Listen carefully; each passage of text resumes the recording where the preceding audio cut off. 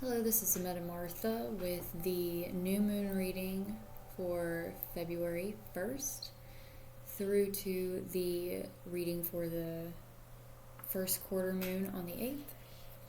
I ask for clear guided messages in order for us to receive the most beneficial guidance, advice, encouragement, etc.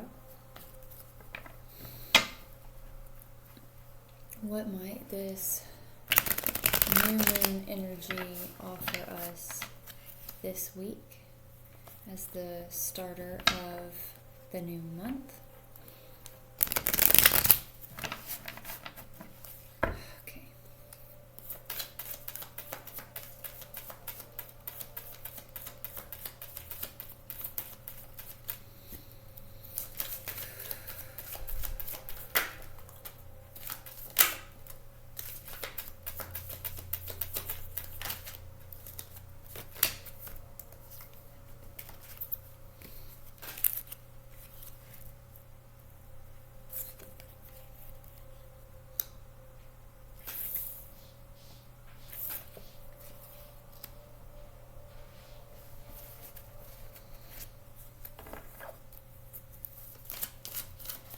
Four more, please.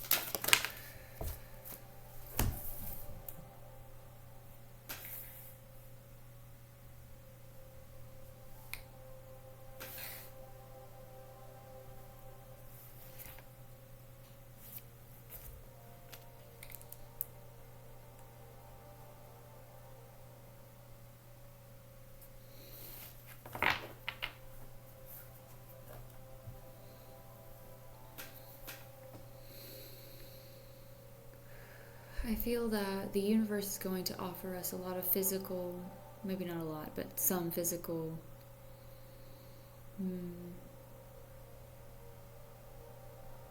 answers to what we've been regarding in the last week. We're going to see those intentions become manifested before our eyes with this Knight of Pentacles. There's an opportunity to be received, even if it's just a perspective. And coming from that is going to start to break up some of the stagnant energy that might have been affecting our home lives, or just the concept of harmony, victory, happiness, wholeness in general. Movement is going to start to shift as we go toward the prosperity and abundance of the 10 of Pentacles. So this Knight of Pentacles is going to, multiply, or the one pentacle that is being offered here is going to multiply. And then we have the three tens.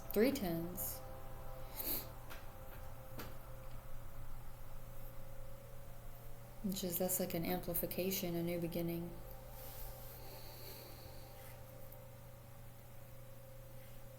However, immediately we then have the Two of Swords, which kind of implies to me that this process is a bit hefty, maybe not very sure which direction to go.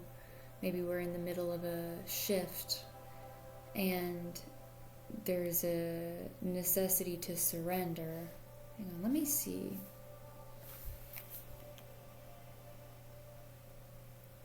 Yeah, so this is a waxing crescent. And the waxing moons are about refining what we're putting into plan. So as we are blindfolded here, guards up,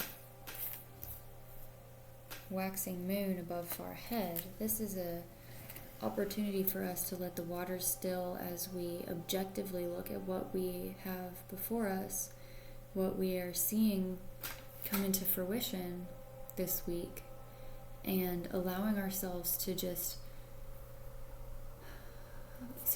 use objectivity with the blindfold to really think through the next action we're going to take,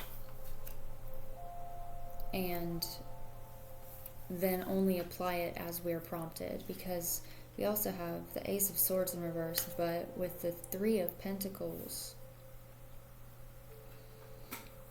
also in reverse, it makes me think that this is a decision we have to make for ourselves at the expense of being judged, misunderstood, misperceived, or just with what we know is for ourselves, rather than taking full consideration of the others that are involved. It's always good to consider other people, but sometimes when it comes to the matters of the heart, we have to do what's right for us, even if it doesn't feel right. And I don't think this new opportunity for another advancement into a new cycle based off of this decision we make is going to start until we shift our perspective a little bit, until we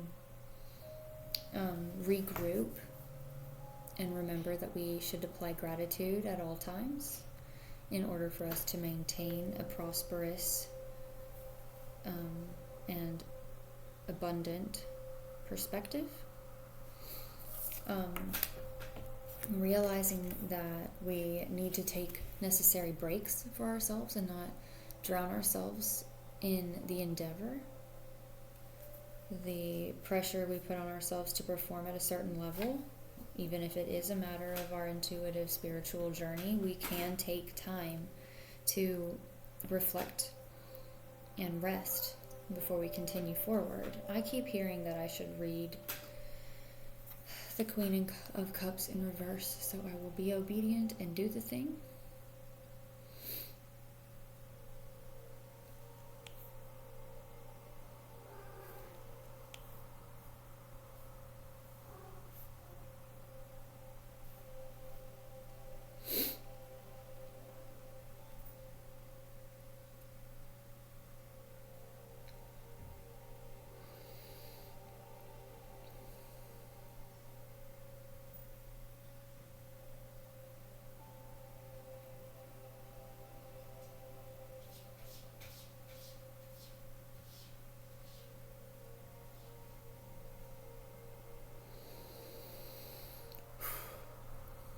The Queen of Cups reverse suggests that you stop all efforts to dull your pain, or suggests that you stop all efforts to dull your pain or distract yourself from it.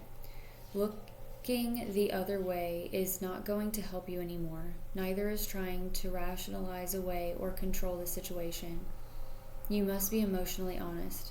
Be honest with yourself and the others who may be involved in what you are going through. If you continue to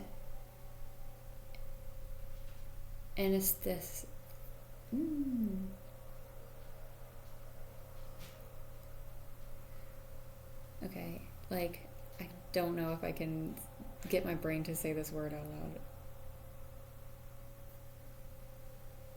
It's like anesthetic, but like anesthetize. Sorry.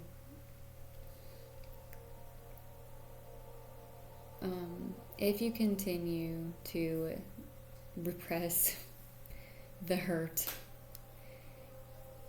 it won't rise to the surface and be released. Coping strategies that rely on distracting yourself from reality only serve to entrench clinch the problem. So that somewhat solidifies what I was saying here with the 3 of Pentacles, the 2 and the 5 and 10 here. You know, taking the time we need, doing what's right for us, shifting our focus away from the resistance of that pain and allowing ourselves to integrate it by taking the time that we need. And then when we do that, we're going to have the perspective of somebody who will know how to take action when this new cycle does spawn. Okay. May I please have some clarity cards on the 2 of Swords? What is the decision? Wow.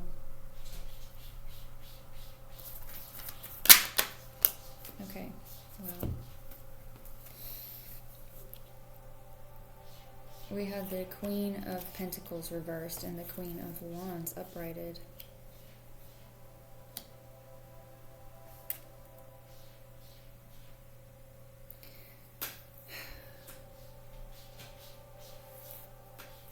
You know what? I read the Queen of Cups. I'm just going to go ahead and read the other queens, because I know what I can say about it. But sometimes when I do collective readings, my part in the collective kind of skews my own intuition.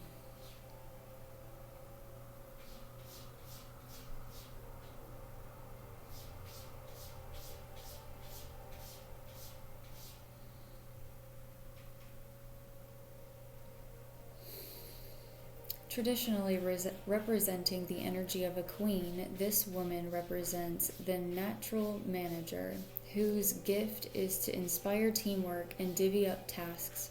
She is the one who ensures.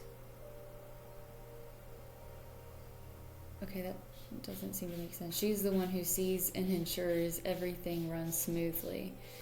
She'll be sweating in the sun along with her family and crew, inspiring everyone to keep up and supporting the morale with her infectious energy. She is the best kind of manager to have because she is like a challenging but encouraging mother who knows that you have it in you. She believes in her charges, and they work hard to please her. She is not, however, sentimental. Like a good farmer, she views her crops, her animals, and even her people who work for her as a necessary resource for the achievement of the higher goal. If any aspect is no longer productive or cost-effective, she can let them go without a second thought. Do not look for her for sympathy. I think that's similar again to just maintaining the objectivity and going within to really see what it is that your heart is telling you to do, so that you can make a decision based off of the highest regard for everything. Okay, now the Queen of Pentacles in reverse suggests that you should make an objective assessment of the way you manage your life and identify areas that can be improved. This may be a warning against becoming addicted to whatever pleasures have you in its sway. It's important to review the ways that you've been spending your time, money, and energy in the last 6 months or so and ask yourself, is it truly balanced? Is there something I could improve about the way that I have been managing my life? So, okay, those two together, objectivity, maintenance, and then with her, that stifling the emotions and not really processing them, that's a cause for resistance. So I think here, as we take maybe shifting out of resistance into surrender and allowing ourselves to just really take a look at the way that we are approaching what is going on in our life right now, so that we can start fresh and actually release and let go of the things that are not serving us anymore, and humbly integrating those things because we know that it served its purpose and it's time to let go with love and kindness and gratitude, and just trust that that surrender is the optimal decision. Now I'm going to grab my oracle deck from the book Ask Your Guides. It's by Sonia Choquette, and I link it in the description box every video because it is very beneficial in the area of learning how to communicate with the universe. And in this case, I am asking, hey, ma'am, asking which guides are here to supply us with support this week. Who can we call on in order for us to receive counsel and comfort? Because going through shifts like this is complicated. It's complex. Oof. So we have priorities with the Master Teacher and new life with the Divine Mother. It's like these things that I said that don't serve us anymore, we're putting those things into the box to free up our hands in order to take off onto this new journey.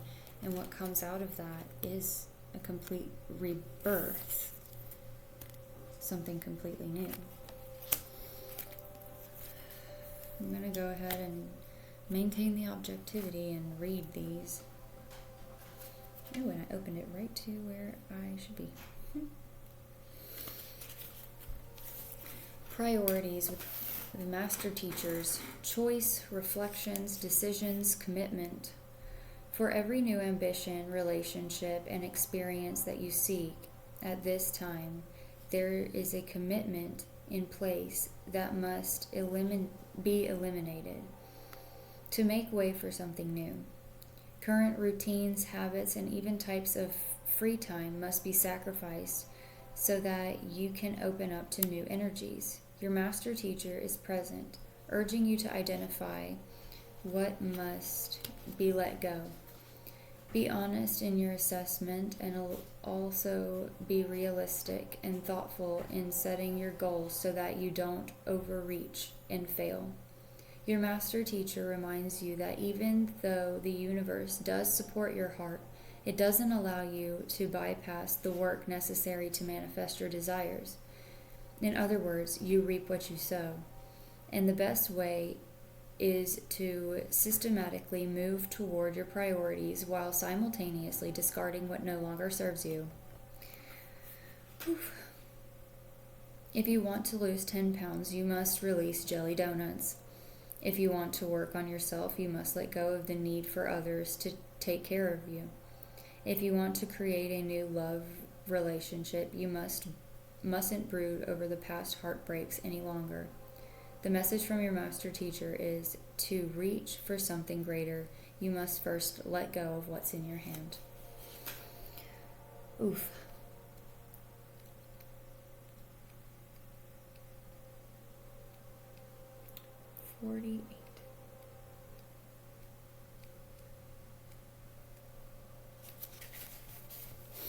New life with the Divine Mother. Conception, pregnancy, children, birth. Okay. Whether you are a man or woman, your feminine earthly side is in full bloom. The wishes, dreams, and desires you've carried in your heart are now gestating in the divine womb and are coming into fruition. If you are a woman, this signals a time of conception, pregnancy, and birth. If you are a man, this is the time for you to for your creativity to take form in the real world. If you are married or partnered, this may signal that children are on the way. Whatever you seek to create, it's happening. The song of your heart will find its voice and the poetry will be expressed. Even your professional goals will find a home in which to grow. The Divine Mother, the fertile aspect of the divine feminine is gracing your life right now with her influence. Your artistic and creative expressions come alive. If you've been feeling sterile, stagnant, or too controlled, she is here to loosen things up and get your creative juices flowing. Surrender your mind and allow your soul to come alive in her embrace. She is with you, and her influence is powerful. Her message is, new life is on its way. So there's a lot of promise in this reading. However, at the same time, a lot of the time, like it said, like I said too, the necessity to let things go so that our hands can be freed oftentimes can be a very painful process. If you're holding on to something for so long, to even release your hand, it'll cramp. The labor pains before the true joy of holding your brand new child in your arm are severe. The pain is real. I think we're being asked to trust as we go through these processes. I don't know about you, but that's exactly where I am right now. And the new moon and this new cycle has already been kicking my ass. So I hope that we can all just tackle this with grace and endurance and trust and faith in order for us to really achieve what's on the other end of this cycle, so that we can start new and have that new birth and new life and this harmony. So much is in store, and I think we just need to wait for the doors to be opened to us, and then that'll be all right. Till next week, thank you.